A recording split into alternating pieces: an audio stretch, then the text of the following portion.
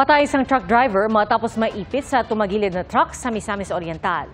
5 naman ang sugatan na masalpok ng 10-wheeler ang pader na isang bahay sa Rizal. Saksi, si EJ Gomez. Malpo ko sa may bahay. Warak yung truck ko.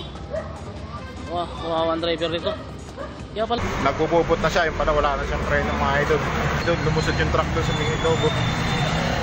Nawasak ang pader ng bahay na ito matapos tumbukin ng 10-wheeler dump truck sa barangay San Gabriel, Teresa, Rizal kahapon ng madaling araw. Ang truck na may kargang buhangin galing daw sa Antipolo at magdi-deliver sana sa Morong ayon sa driver. Ang sabi ng driver, naramdaman niya na nawalan ng preno yung truck niya. So sa sobrang bigat ng truck, dahil puno ng buhangin, hindi niya na-control.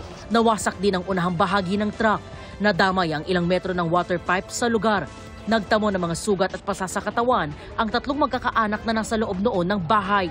Kwento ng mga biktima, naging pahirapan ang kanilang paglabas sa bahay dahil sa mga gumuhong pader. Hindi sila nakadaan sa harapang gate dahil naharangan ito ng truck. Nirescue na lang sila mula sa bubong ng kanilang bahay. Bigla pong bumaksak na yung bahay, buhos na yung buhangin ba o alikabok. Ngayon, nagsisigaw na ako na tulong dahil wala na kaming makita.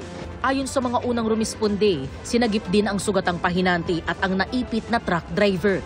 Inaresto pero pinalaya rin kalaunan ng pulisya ang truck driver matapos makipag-areglo sa mga biktima. Promise yung driver, pati yung may-ari ng truck, na babayaran nila ang damage. At yung bayarin sa ospital. Nasa pool naman sa CCTV ang pagsalpok ng isang pickup truck sa isang motorsiklo sa Dumaguete City, Negros Oriental.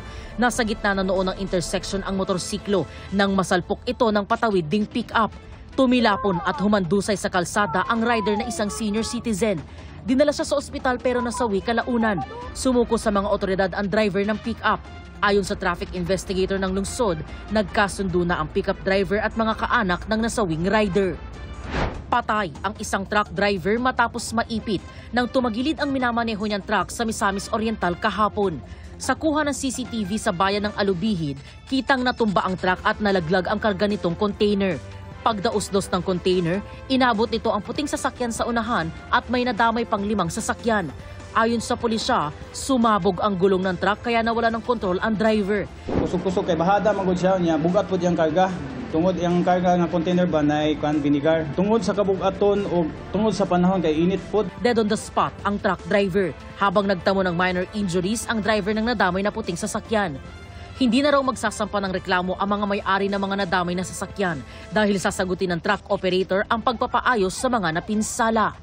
Para sa GMA Integrated News, EJ Gomez, ang inyong saksi.